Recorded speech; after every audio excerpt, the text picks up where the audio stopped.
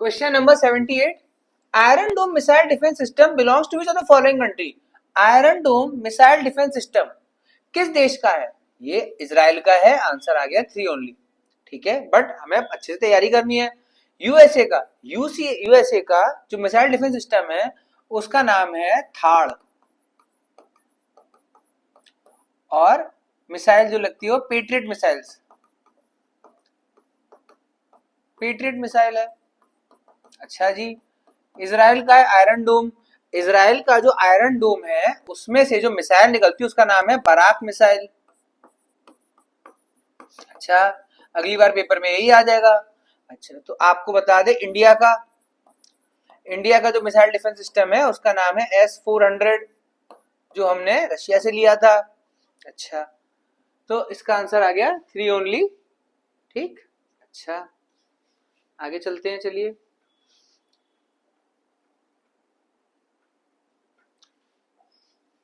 With reference to lichens which of the following statement is correct. अच्छा भाई, lichen मतलब काई। Lichens are very good indicators of pollution. Yes. Lichen grow very well in polluted area. नहीं, 1 only answer है B. अच्छा, अब चलिए पढ़ लेते हैं लिचेंस के बारे में। लिचेन मतलब काई होता है। एक चीज से आना फल, FAL, फल।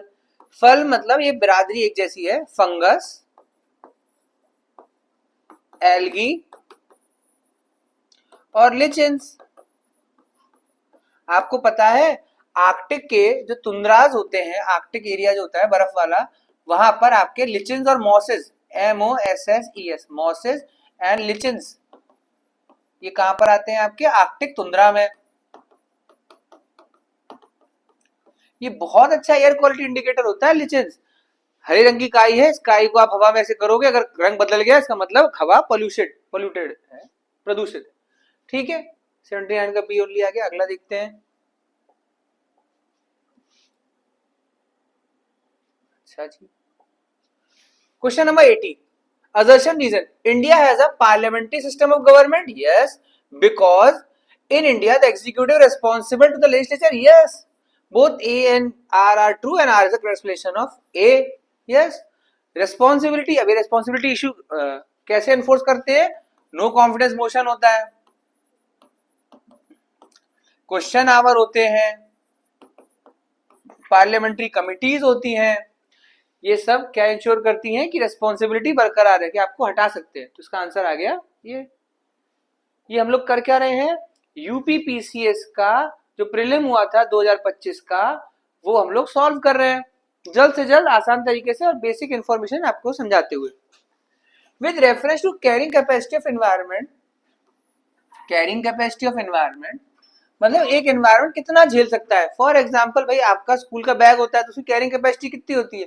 5-6 किताबें होती है। ये थोड़ी ना पूरे घर का सामान आ जाएगा उसमें, ऐसा तो नहीं। उसी तरह कैरिंग कैपेसिटी होती है हर एक इकोसिस्टम की और एनवायरनमेंट की अलग अलग होती है। For example, Kuno Palpur national park जो है आपका मुरैना और श्योपुर में पड़ता है, MP में, इसमें कुछ कैरिंग कैपेसिटी उतने चीते रख सकते हैं। फॉर एग्जाम्पल, कैरिंग कैपेसिटी 15 चीता की, 20 चीते की, जो आप नामीबिया साउथ अफ्रीका से आप चीता लेकर आ रहे हैं और यहाँ पे हम ट्रांसलोकेशन कर रहे हैं, तो कैरिंग कैपेसिटी होती है पर्टिकुलर किसी एरिया की। आप ये नहीं कि लिमिट पार कर दो। अच्छा, फिर से question, with reference to carrying capacity of environment with the following statement correct. The rate of resource extraction should remain above the rate of resource generation.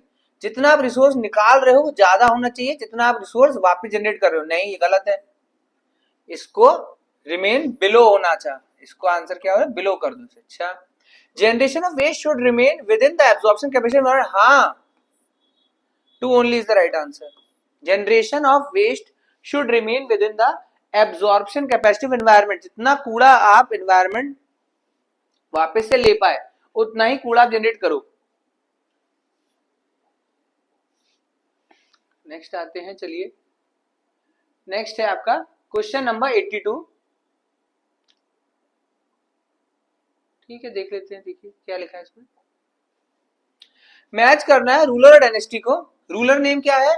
Mahendra Varman first. आपको पता है महेंद्र वर्मन ने लिखी थी माता विलास प्रसन्न, और ये पल्लवा रूलर था। A2 दो जगह आ गया। अच्छा, तो BCA कट गया।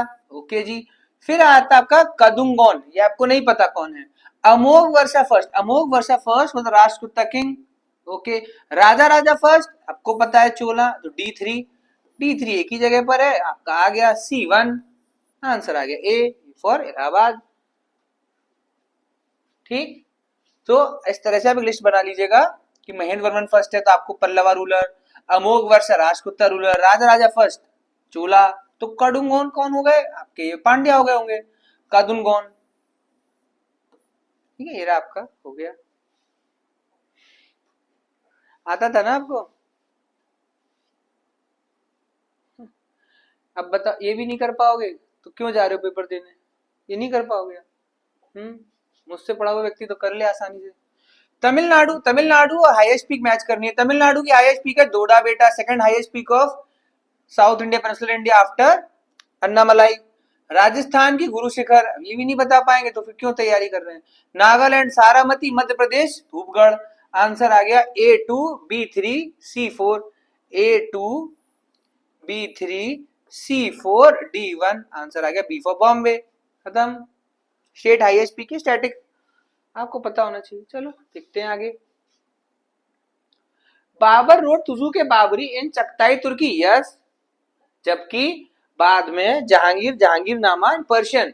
अच्छा, because Turki was the official language of Mughal court, no it was Persian, Persian was the official language of Mughal court. A is true, R is false, A is true, R is false, D is the right answer.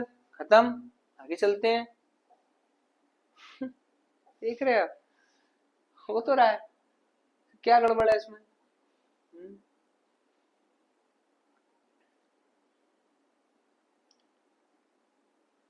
Question है, with reference to lifestyle for environment the following statement are correct. अच्छा, life approach, lifestyle for environment, कि आप ऐसी जिंदगी जिए कि आप भी जिए और एनवायरमेंट भी जिए, नुकसान नहीं हो, सबको आराम से मजे से। ठीक है, with reference to lifestyle for environment the following statement are correct. It was launched in June 2022, आपको कैसे पता।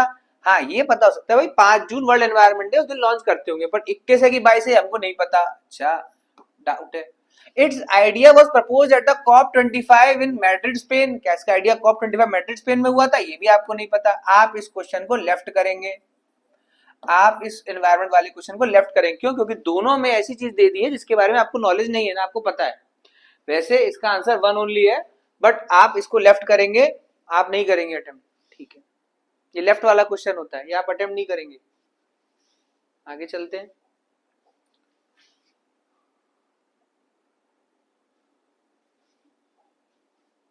The concept of national integration involves political, economic, social, cultural and psychological dimension and interrelation between them. बिल्कुल सही बात है। Because the National Integration Council was constituted in 1961 on the principles of unity and diversity. मान लो, but अच्छा, अब अदर्शन reason में होता है, पहले आप इसको पढ़ो और फिर आप बिकॉज लाके ये पढ़ा करो। अगर दोनों सेट बैठ रहे तो अच्छी बात है, अगर आपको फिर भी डाउट है तो इसको पढ़ो, फिर देयरफॉर लगा के आप अदर्शन पढ़ा करो। ठीक है, reason, the National Integration Council was constituted in 1961 on the principle of unity and diversity. Therefore, the concept of national integration involves political, economic, cultural and अच्छा, क्योंकि यहाँ यूनिटी एंड डाइवर्सिटी दे दिया तो यहाँ पर अच्छी बात आ गई, जो दोनों बातें सही हैं और सही एक्सप्लेनेशन है। B for Bombay.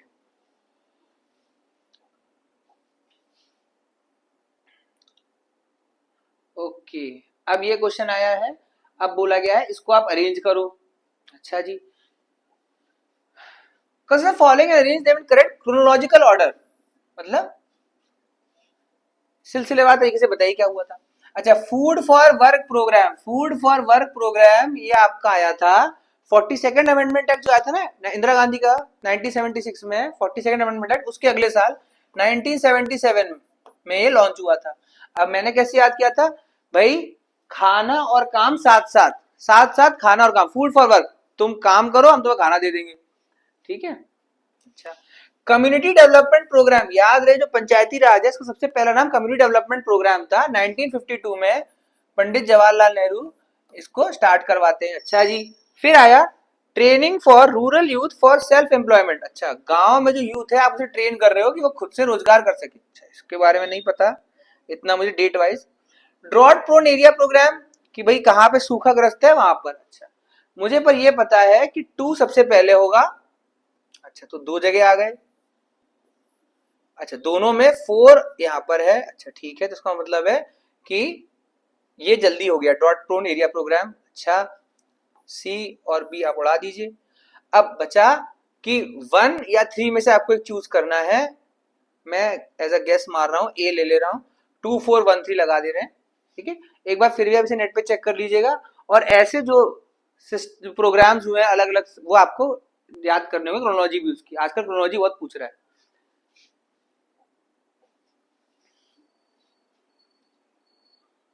ठीक है, which of the following prepare the annual ground water quality report, annual मतलब annual ground water quality report कौन लेकर आए?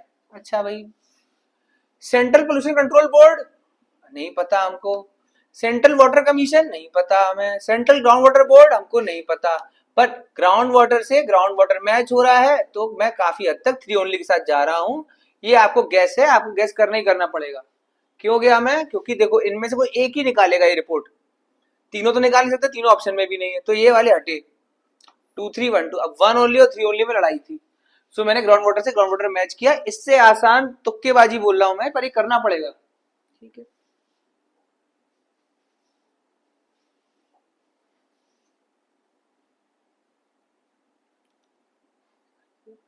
हाँ,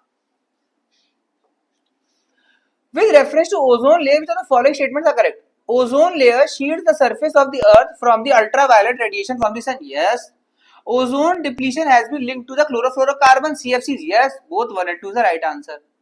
आपको बता दें ओजोन लेयर आपका कहां पर पड़ता है? स्ट्रेटोस्फियर में। ओजोन लेयर की यूनिट क्या होती है आपकी? डॉप्सन। ओजोन लेयर प्रोटेक्शन के लिए जो हमारा वो था प्रोटोकॉल्स थे, वो थे मॉन्ट्रियल, वियना एंड किगाली। ये आपके कन्वेंशन थे, मॉन्ट्रियल, वियना और किगाली। डॉप्सन इसकी यूनिट होती है, स्ट्रेटोस्फियर में पाया जाता है। अच्छा, अंटार्कटिका में ये खत्म हो रहा है ऐसा बताते हैं कि, अच्छा वहां पर इसको दिक्कत है, ठीक है। Both 1 and 2 the right answer.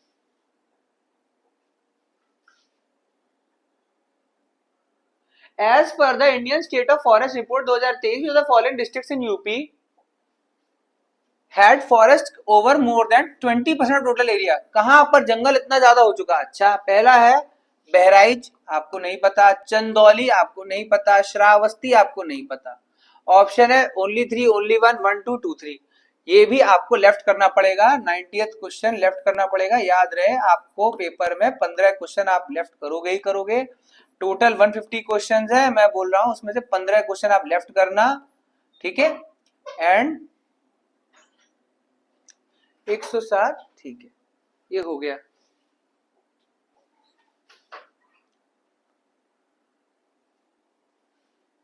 इस क्वेश्चन को और देख लेते हैं, फिर नेक्स्ट सीरीज बनाएंगे। Consider the following, acquisition of Awadh by the British. British ने अवध पे कब्जा किया, आपको पता है। मिस गवर्नेंस और मैल एडमिनिस्ट्रेशन का आरोप लगा के उन्होंने 1856 में अवध पे कब्जा कर लिया था। बेगम हजरत महल और नवाब वाहिद अली शाह, वह कहानी पता है। एल्बर्ट बिल कंट्रोवर्सी थी 1880 की, लॉर्ड रिपन वाले की। ये चाहता था कि इंडियन जज ब्रिटिश क्रिमिनल्स को अरेस्ट कर सके या उनका ट्रायल कर सके, तो ये थी Albert bill controversy. Indigo revolt आपको पता है 1860 में हुआ था, हमारी जो क्रांति देश की हो गई थी उसके बाद इंडिगो क्रांति हुई थी, ठीक है। Second Anglo Afghan war, second Anglo Afghan war ये लॉर्ड लिट्टन कराते हैं, LYTTON, लॉर्ड लिट्टन कराते हैं, और इनका साल होता है 1878 करीब 77 ले लो। इसमें हुई थी ट्रीटी ऑफ गंडमक।